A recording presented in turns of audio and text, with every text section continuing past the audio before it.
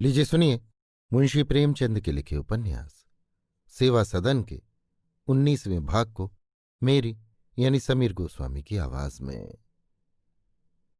शाम हो गई। सुमन ने दिन भर विट्ठल दास की राह देखी, लेकिन वो अब तक नहीं आए। सुमन के मन में जो नाना प्रकार की शंकाएं उठ रही थीं वो पुष्ट हो गईं। विट्ठल दास अब नहीं आएंगे। अवश्य कोई विघ्न पड़ा, या तो वो किसी दूसरे काम में फंस गए या जिन लोगों ने सहायता का वचन दिया था पलट गए। मगर कुछ भी हो, एक बार विट्ठल दास को यहां आना चाहिए था। मुझे मालूम तो हो जाता कि क्या निश्चय हुआ। अगर कोई मेरी सहायता नहीं करता ना करे, मैं अपनी मदद आप कर लूंगी। केवल एक सज्जन पुरुष की आड़ चाहिए। क्या विट्ठल दास से इतना भी नहीं होगा?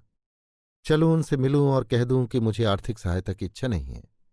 आप इसके लिए हैरान न हो। केवल मेरे रहने का प्रबंध कर दें और मुझे कोई काम बता दें जिससे मुझे सूखी रोटियां मिल जाया करें। मैं और कुछ नहीं चाहती, लेकिन मालूम नहीं वो कहाँ रहते हैं। बेपते ठिकाने कहाँ कहाँ भटकती फिरूंगी। चलूं पार्क की तरफ। लोग वहां हवा खाने आया करते हैं, संभव है उनसे भेंट हो जाए। शर्मा जी नित्य उधर ही घूमने जाया करते हैं, संभव है उन्हीं से भेंट हो जाए।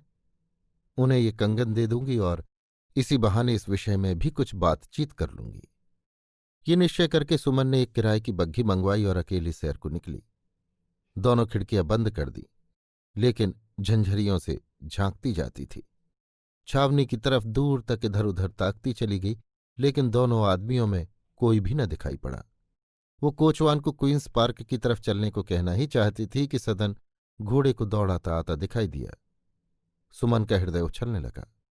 ऐसा जान पड़ा मानो इसे बरसों के बाद देखा है। स्थान के बदलने से कदाचित प्रेम में नया उत्साह आ जाता है। उसका जी चाहा कि उसे आवाज दे, लेकिन जब्त कर गई। जब तक आंखों से ओझल न हुआ, उसे सतृष्ण प्रेम दृष्टि से देखती रही। सदन के सर्वांगपूर्ण सौंदर्य पर वो कभी इतनी मुग्ध न हुई थी। बग्घी क्वींस पार्क की ओर चली। ये पार्क शहर से दूर था। बहुत कम लोग इधर जाते थे, लेकिन पद्म सिंह का एकांत प्रेम उन्हें यहां खींच लाया था। यहां विस्तृत मैदान में एक तकिएदार बेंच पर बैठे हुए वो घंटों विचार में मग्न रहते। ज्यों ही बग्घी फाटक के भीतर आई, सुमन को शर्मा जी मैदान में अकेले बैठे दिखाई दिए। सुमन का हृदय दीप शिखा की भांति थरथराने लगा। भय की इस दशा का ज्ञान पहले होता तो वो यहां तक आ न सकती थी, लेकिन इतनी दूर आकर और शर्मा जी को सामने बैठे देखकर निष्काम लौट जाना मूर्खता थी। उसने जरा दूर पर बग्घी रोक दी और गाड़ी से उतरकर शर्मा जी की ओर चली, उसी प्रकार जैसे शब्द वायु के प्रतिकूल चलता है। शर्मा जी कौतूहल से बग्घी देख रहे थे। उन्होंने सुमन को पहचाना नहीं। आश्चर्य हो रहा था कि ये कौन महिला इधर चली आती है। विचार किया कि कोई ईसाई लेडी होगी, लेकिन जब सुमन समीप आ गई तो उन्होंने उसे पहचाना। एक बार उसकी ओर दबी आंखों से देखा, फिर जैसे हाथ पांव फूल गए हों। जब सुमन सिर झुकाए हुए उनके सामने आकर खड़ी हो गई तो वो झेंपे हुए दीनतापूर्ण नेत्रों से इधर उधर देखने लगे, मानो छिपने के लिए कोई बिल ढूंढ रहे हों। तब अकस्मात वो लपक कर उठे और पीछे की ओर फिरकर वेग के साथ चलने लगे। सुमन पर जैसे वज्रपात हो गया।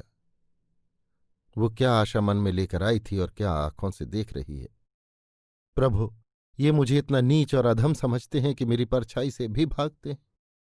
वो श्रद्धा जो उसके हृदय में शर्मा जी के प्रति उत्पन्न हो गई थी क्षण मात्र में लुप्त हो गई। बोली, मैं आप ही से कुछ कहने आई हूं, जरा ठहरिए, मुझ पर इतनी कृपा कीजिए। शर्मा जी ने और भी कदम बढ़ाया, जैसे कोई भूत से भागे। सुमन से ये अपमान न सहा गया। तीव्र स्वर में बोली, मैं आपसे कुछ मांगने नहीं आई हूं कि आप इतना डर रहे हैं। मैं आपको केवल ये कंगन देने आई हूं। ये लीजिए, अब मैं आप ही चली जाती हूं। ये कहकर उसने कंगन निकालकर शर्मा जी की तरफ फेंका। शर्मा जी ठिठक गए। जमीन पर पड़े हुए कंगन को देखा। ये सुभद्रा का कंगन था। सुमन बग्घी की तरफ कई कदम जा चुकी थी। शर्मा जी उसके निकट आकर बोले, तुम्हें ये कंगन कहाँ मिला? सुमन, अगर मैं आपकी बातें ना सुनूं और मुंह फेर कर चली जाऊं तो आपको बुरा न मानना चाहिए। पद्म सिंह, सुमनबाई, मुझे लज्जित न करो। मैं तुम्हारे सामने मुंह दिखाने योग्य नहीं हूं। सुमन, क्यों? पद्म सिंह, मुझे बार बार ये वेदना होती है कि अगर उस अवसर पर मैंने तुम्हें अपने घर से जाने के लिए न कहा होता तो ये नौबत न आती। सुमन, तो इसके लिए आपको लज्जित होने की क्या आवश्यकता है? अपने घर से निकालकर आपने मुझ पर बड़ी कृपा की, मेरा जीवन सुधार दिया।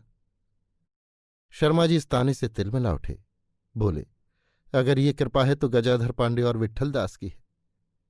मैं ऐसी कृपा का श्रेय नहीं चाहता। सुमन, आप नेकी कर और दरिया में डाल वाली कहावत पर चले, पर मैं तो मन में आपका एहसान मानती हूं। शर्मा जी, मेरा मुंह न खुलवाइए, मन की बात मन ही में रहने दीजिए। लेकिन आप जैसे सहृदय मनुष्य से मुझे ऐसी निर्दयता की आशा न थी। आप चाहे समझते हो कि आदर और सम्मान की भूख बड़े आदमियों ही को होती है, किंतु दीन दशा वाले प्राणियों को इसकी भूख और भी अधिक होती है, क्योंकि उनके पास इसके प्राप्त करने का कोई साधन नहीं होता। वे इसके लिए चोरी, छल, कपट सब कुछ कर बैठते हैं। आदर में वो संतोष है जो धन और भोग विलास में भी नहीं है। मेरे मन में नित्य यही चिंता रहती थी कि ये आदर कैसे मिले। इसका उत्तर मुझे कितनी ही बार मिला, लेकिन आपके होली वाले जलसे के दिन जो उत्तर मिला उसने भ्रम दूर कर दिया, मुझे आदर और सम्मान का मार्ग दिखा दिया। यदि मैं उस जलसे में न आती तो आज मैं अपने झोंपड़े में संतुष्ट होती। आपको मैं बहुत सच्चरित्र पुरुष समझती थी, इसलिए आपकी रसिकता का मुझ पर और भी प्रभाव पड़ा। भोलीबाई आपके सामने गर्व से बैठी हुई थी, आप उसके सामने आदर और भक्ति की मूर्ति बने हुए थे। आपके मित्र वृंद उसके इशारों पर कठपुतली की भांति नाचते थे। एक सरल हृदय, आदर की अभिलाषणी स्त्री पर इस दृश्य का जो फल हो सकता था वही मुझ पर हुआ। पर अब उन बातों का जिक्र ही क्या, जो हुआ वो हुआ, आपको क्यों दोष दूं? ये सब मेरा अपराध था। मैं सुमन और कुछ कहना चाहती थी, लेकिन शर्मा जी ने, जिस कथा को बड़े गंभीर भाव से सुन रहे थे, बात काट दी और पूछा, सुमन, ये बातें तुम मुझे लज्जित करने के लिए कह रही हो या सच्ची हैं? सुमन, कह तो आपको लज्जित करने ही के लिए रही हूं, लेकिन बातें सच्ची हैं। इन बातों को बहुत दिन हुए मैंने भुला दिया था, लेकिन इस समय आपने मेरी परछाई से भी दूर रहने की चेष्टा करके वे सब बातें याद दिला दी। लेकिन अब मुझे स्वयं पछतावा हो रहा है, मुझे क्षमा कीजिए। शर्मा जी ने सिर न उठाया, फिर विचार में डूब गए। सुमन उन्हें धन्यवाद देने आई थी, लेकिन बातों का कुछ क्रम ऐसा बिगड़ा कि उसे इसका अवसर ही न मिला, और अब इतनी अप्रिय बातों के बाद उसे अनुग्रह और कृपा की चर्चा असंगत जान पड़ी। वो अपनी बग्घी की ओर चली। एकाएक शर्मा जी ने पूछा, और कंगन? सुमन, ये मुझे कल सर्राफे में दिखाई दिया। मैंने बहू जी के हाथों में इसे देखा था, पहचान गई, तुरंत वहां से उठा लाई। शर्मा जी, कितना देना पड़ा? सुमन, कुछ नहीं, उल्टे सराफ पर और धौंस जमाई। शर्मा जी, सर्राफ का नाम बता सकती हो? सुमन, नहीं, वचन दे आई हूं। ये कहकर सुमन चली गई। शर्मा जी कुछ देर तक तो बैठे रहे, फिर बेंच पर लेट गए। सुमन का एक एक शब्द उनके कानों में गूंज रहा था। वो ऐसे चिंतामग्न हो रहे थे कि कोई उनके सामने आकर खड़ा हो जाता तो भी उन्हें खबर न होती। उनके विचारों ने उन्हें स्तंभित कर दिया था। ऐसा मालूम होता था मानो उनके मर्म स्थान पर कड़ी चोट लग गई है। शरीर में एक शिथिलता सी प्रतीत होती थी। वो एक भावुक मनुष्य थे। सुभद्रा अगर कभी हंसी में भी कोई चुभती हुई बात कह देती तो कई दिनों तक वो उनके हृदय को मथती रहती थी। उन्हें अपने व्यवहार पर, आचार विचार पर, अपने कर्तव्य पालन पर अभिमान था। आज वो अभिमान चूर चूर हो गया।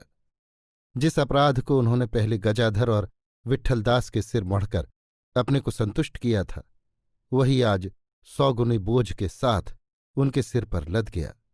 सिर हिलाने की भी जगह न थी। वो इस अपराध से दबे जाते थे। विचार तीव्र होकर मूर्तिमान हो जाता है।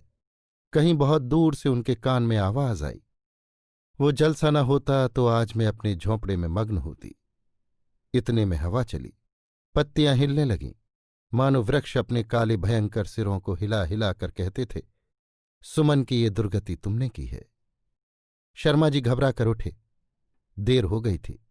सामने गिरजाघर का ऊंचा शिखर था। उसमें घंटा बज रहा था। घंटे की सुरीली ध्वनि कह रही थी, सुमन की ये दुर्गति तुमने की। शर्मा जी ने बलपूर्वक विचारों को समेटकर आगे कदम बढ़ाया। आकाश पर दृष्टि पड़ी। काले पटल पर उज्ज्वल दिव्य अक्षरों में लिखा हुआ था, सुमन की ये दुर्गति तुमने की। जैसे किसी चटेल मैदान में सामने से उमड़ी हुई काली घटाओं को देखकर मुसाफिर दूर के अकेले वृक्ष की ओर सवेग चलता है, उसी प्रकार शर्मा जी लंबे लंबे पग धरते हुए उस पार्क से आबादी की तरफ चले। किंतु विचार चित्र को कहाँ छोड़ते। सुमन उनके पीछे पीछे आती थी। कभी सामने आकर रास्ता रोक लेती और कहती, मेरी ये दुर्गति तुमने की है। कभी इस तरफ से कभी उस तरफ से निकल आती और यही शब्द दोहराती। शर्मा जी ने बड़ी कठिनाई से उतना रास्ता तय किया। घर आए और कमरे में मुंह ढांप कर पड़े रहे। सुभद्रा ने भोजन करने के लिए आग्रह किया तो उसे सिरदर्द का बहाना करके टाला। सारी रात सुमन उनके हृदय में बैठी हुई उन्हें कोसती रही। तुम विद्वान बनते हो, तुमको अपने बुद्धि विवेक पर घमंड है, लेकिन तुम फूस के झोंपड़ों के पास बारूद की हवाई फुलझड़ियां छोड़ते हो। अगर तुम अपना धन फूंकना चाहते हो तो जाकर मैदान में फूंको। गरीब दुखियों का घर क्यों जलाते हो। प्रातःकाल शर्मा जी विट्ठल दास के घर जा पहुंचे। अभी आप सुन रहे थे मुंशी प्रेमचंद के लिखे उपन्यास सेवा सदन के 19वें भाग को मेरी यानी समीर गोस्वामी की आवाज में।